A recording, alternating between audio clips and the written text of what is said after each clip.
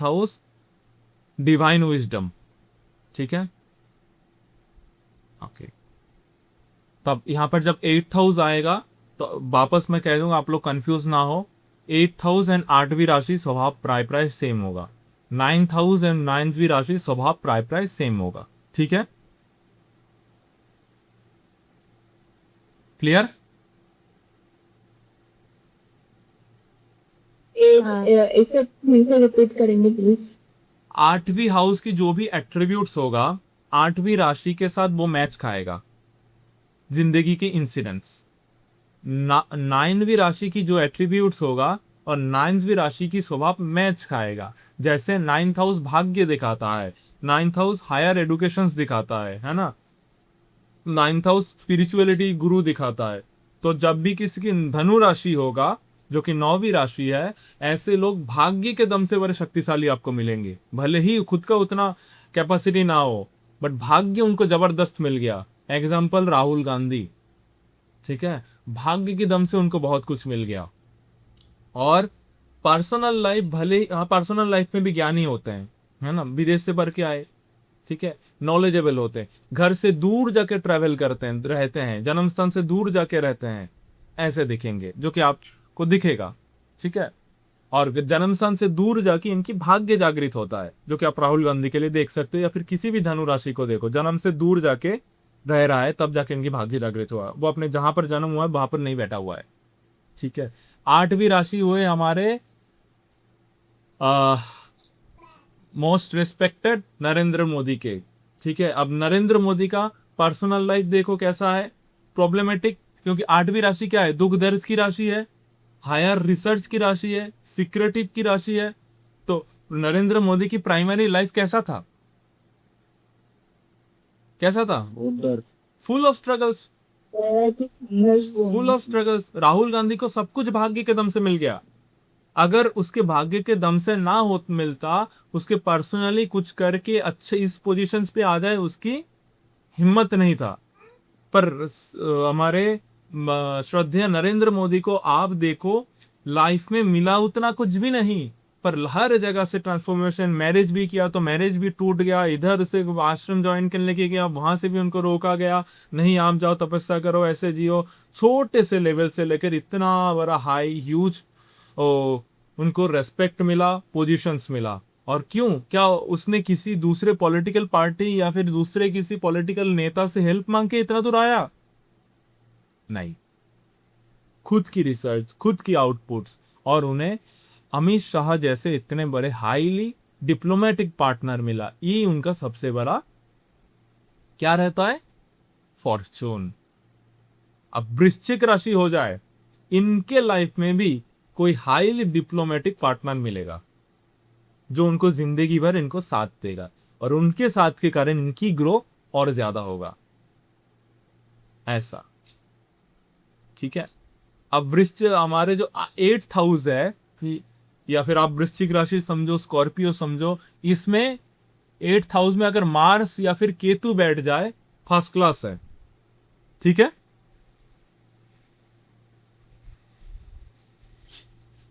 आपके जो 8th house है, उसमें अगर मार्स या फिर केतु बैठ जाए, ये दो प्लेनेट 8th हाउस में उच्च के हो जाते हैं, नंबर कुछ भी।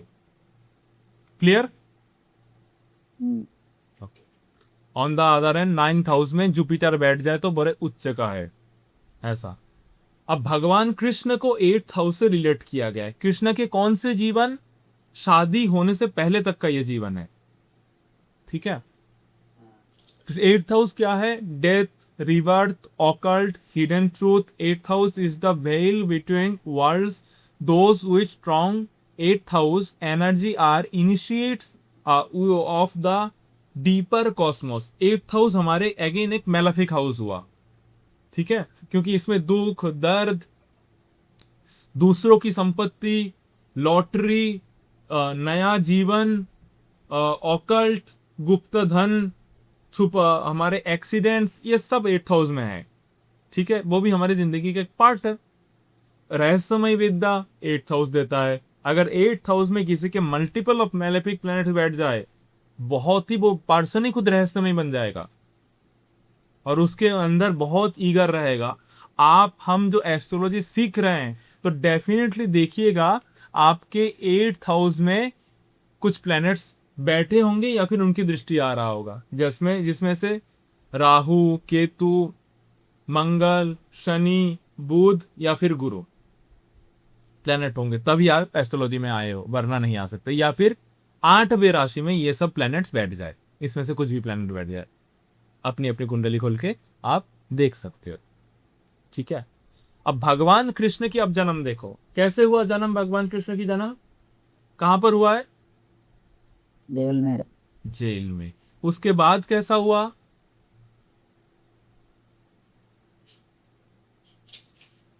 उन्हें बहुत बार मारने की कोशिश मारने की कोशिश की गई, माता पिता का जिस जहां से जन्म हुआ वहां का सुख नहीं मिला, फिर दूसरे माता पिता के साथ उनका परवरिश हुआ। ठीक है, हालांकि ब्रज की भाषा में डेफिनेशन कुछ अलग है, पर फिर भी वर्ल्डली डेफिनेशन में दूसरे माता पिता ने पालन किया, दूसरे माता पिता ने बड़े किए, तो उसके साथ वहाँ उनको भी छोड़ के पुराने माँ बाप के पास वापस आए। लाइफ में बहुत सारे प्रॉब्लम्स, बहुत सारे परेशानियां, हर बार मृत्यु होने की कोशिश, है ना? ऐसा अब वृश्चिक राशि हो जाए तो भगवान कृष्ण की ऐसी चीज आपके साथ भी होगा। क्या नरेंद्र मोदी के साथ नहीं हुआ है? इनके साथ भी हुआ था। ठीक है। बट अगर आप खुद रिसर्च करते हो, जैसे गुरुकुल चले गए, ये भी अपने माता पिता को छोड़ के एक बार गए हैं, खुद बहुत कुछ सीखे, तो डेफिनेटली आप रहस्यमय विद्याओं में पारदर्शी हो सकते हो, है ना? और क्या हो सकता है? भगवान कृष्ण ऑल अट्रैक्टिव थे। ठीक है। 8th हाउस में आपके मल्टीपल मेलाफिक प्लैनेट्स बैठ जाए, या फिर 8वें राशि में वृश्चिक राशि में आपके मेलाफिक प्लैनेट्स बैठ जाए, आप दूसरों को अट्रैक्ट करने लग जाओगे, आपकी बातों से दूसरे इन्फ्लुएंस होने लग जाएंगे। जैसे भगवान कृष्ण को देखते ही इन्फ्लुएंस हो जाते हैं लोग, है ना? ऐसा ऐसा। और 8th हाउस आपका अच्छा हुआ तो क्या हुआ? प्रोफाउंड एसोटोरिक नॉलेज, आप रहस्यमय विद्याओं के ज्ञानी हो जाओगे। ठीक है। खराब हो जाए तो क्या होगा? हिडन फियर, साइकोलॉजिकल शेडोस, आपके वृश्चिक राशि खराब हो जाए, या फिर खराब हो जाने का मतलब उसमें दुख दर्द मिलेगा। आगे बैठ जाए दृष्टि देव। यस, मल्टीपल मेलाफिक प्लैनेट्स वहां पर आके बैठ जाए, या फिर उनकी दृष्टि आ जाए, चाहे वो 8th हाउस हो जाए या फिर स्कॉर्पियो राशि में बैठ जाए, तो डेफिनेटली हिडन फियर्स आ जाएगा, डर लगेगा अंदर ही अंदर, फालतू का डर, साइकोलॉजिकल शेडोज, अपनी ही मन के जाल में आप खुद ही फंस जाओगे ओवर थिंकिंग करके, ऐसे। और धीरे धीरे भूत प्रेत दिखेंगे, या फिर इसमें बहुत ज्यादा विश्वास हो जाएगा, तंत्र मंत्र में चले जाओगे आप, काला जादू करो किसी के ऊपर, ऐसे। ठीक है। अब 9th हाउस, 8th हाउस कैसे विद्याएं हुए? ये रहस्यमय विद्याएं हुए जो सब कोई नहीं करता। उसमें मेलाफिक प्लैनेट बैठने से क्या होता है? मैलेफिक प्लैनेट बैठने से 8th हाउस में अच्छा है, पर ऐसे लोग और भी ज्यादा रहस्यमय खुद भी बन जाएंगे पर्सनालिटी, कब कौन सा स्टेप्स ले, कब कौन सा बिहेवियर देखा है, समझ नहीं पाओगे इन लोगों को। और दूसरी बात है, रहस्यमय विद्याओं में इनका रुचि मिलेगा, बहुत सीक्रेटिव, और सीक्रेटिव नॉलेज में भी इनका रुचि हो जाएगा, नॉर्मल नॉलेज नहीं। ठीक है।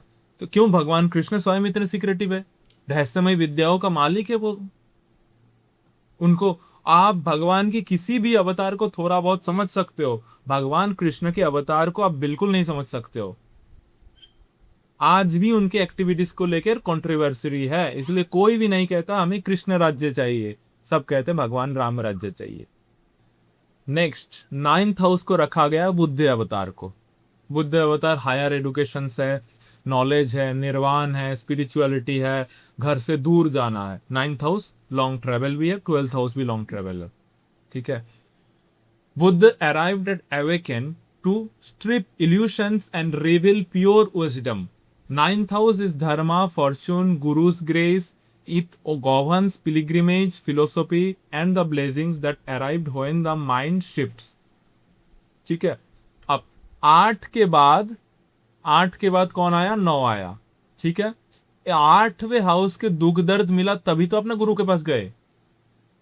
भगवान बुद्ध कब निर्वाण के लिए, संन्यास के लिए और छोड़ा घर, जब उन्होंने देखा संसार में इतना दुख दर्द, मरना पड़ रहा है, नया जीवन हो रहा है, वो बुढ़ापा आ रहा है, इतना कष्ट हो रहा है, सारे 8th हाउस को देखा या नहीं उन्होंने?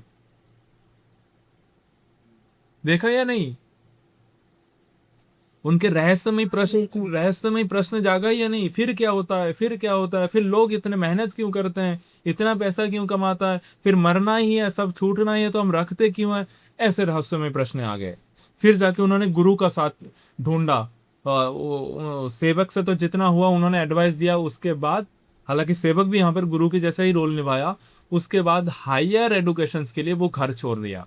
9th हाउस जब अच्छा होगा, सेजिटेरियस राशि, धनु राशि पे जहां पर अच्छे प्लैनेट्स बैठे होंगे, लाइक गुरु बैठ जाए, शुक्र बैठ जाए, आप अपना घर से दूर जाओगे हायर एडुकेशन के लिए, 100% कंफर्म। सेकेंड, हाईली स्पिरिचुअल हो जाओगे आप। जब तक आपको वो भूख नहीं मिटता स्पिरिचुअलिटी की, वो ज्ञान की, तब तक आप अपनी तपस्या कंटिन्यू रहोगे, शांत नहीं बैठोगे। कई बार उठ पटांग तपस्या भी कर सकते हो, उठ पटांग हरकत भी कर सकते हो, पर अच्छा है आप उतना ही गुरु या फिर टीचर के पास जाओगे, हायर एडुकेशन के लिए जाओगे, ये अच्छा है। एक ज्ञान का भूख रहेंगे, इनको ज्ञान ही भी मिलेगा, धनु राशि वाले आपको ज्ञान ही भी मिलेगा, हालांकि उनका ज्ञान के कारण ओवर कॉन्फिडेंस भी दिखेगा, पर ज्ञान ही मिलेगा। ठीक है। 9th हाउस में जुपिटर बैठ जाए, बड़ा उच्च का है, या फिर कोई भी सॉफ्ट प्लैनेट बैठ जाए, या फिर धनु राशि में जुपिटर या कोई सॉफ्ट प्लैनेट बैठ जाए, ऐसे लोग हाईली एडुकेटेड, स्पिरिचुअल, घर से दूर जाके सक्सेस किया, एक टाइम पे लाइफ में बहुत तपस्या किया, पीजी में रहा, हॉस्टल में रहा, कैसे भी करके रहा, या फिर किसी आश्रम में रहा, बाद में जाके बहुत बड़ी अथॉरिटी बन गए, ऐसा देखने को मिल सकता है। ऐसा तो ये लाइफ के इस एट्रीब्यूट। और जब बुद्ध को निर्वाण मिल गया, वो ज्ञान अपने अंदर नहीं रखा, दुनिया को दिया। तो जब 9th हाउस में या फिर धनु राशि में सॉफ्ट टैलेंट बैठ जाएंगे, ये लोग एक टाइम में जिंदगी में तपस्या करके बहुत नॉलेजेबल होंगे, और होने के बाद ये ज्ञान दुनिया को डिस्ट्रीब्यूट भी करेंगे। अगर 9th हाउस में आपका खराब हो जाए तो, या फिर धनु राशि में आपके मल्टीपल मैलेफिक प्लैनेट बैठ जाए, तो क्या होगा? आप ज्ञान पाने के बाद भी अपने अंदर वो ज्ञान सीमित रखोगे, दूसरों के दोगे नहीं, या फिर आप हायर एजुकेशन के लिए जाओगे नहीं, दोनों में से। ठीक है,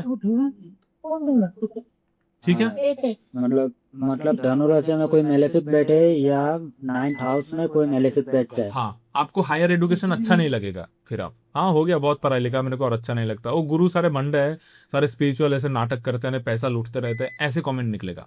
हाँ। फिर आप मेरा एक क्वेश्चन,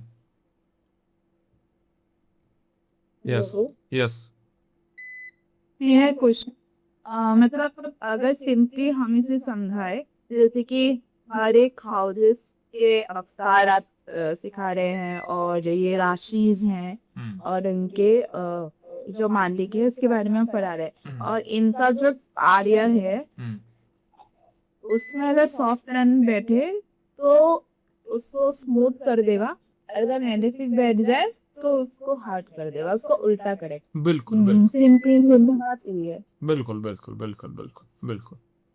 मैलेफिक प्लैनेट सिर्फ 4 हाउस में अच्छा रिजल्ट देंगे, 3, 6, 10, 11 और कई बार 8 भी, बस इससे ज्यादा नहीं।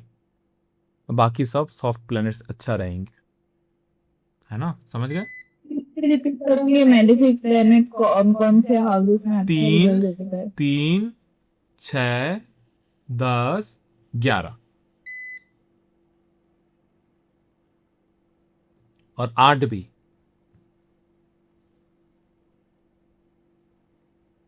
ठीक है, पर 8th हाउस थोड़ा मिस्टीरियस है, उसको समझना पड़ेगा, वो अलग रखते हैं इसलिए। उसमें जो प्लैनेट्स बैठेगा, जो राशि बैठेगा, उसके अंडर उसके अकॉर्डिंग उनको बोला जाएगा। बट 3, 6, 10, 11 में कोई भी मेलाफिक प्लैनेट्स बैठ जाए, फर्स्ट क्लास है। ठीक है, सेम एज 3, 6, 10, 11 राशि में भी कोई मेलाफिक प्लैनेट्स बैठ जाए, तब भी बहुत बढ़िया।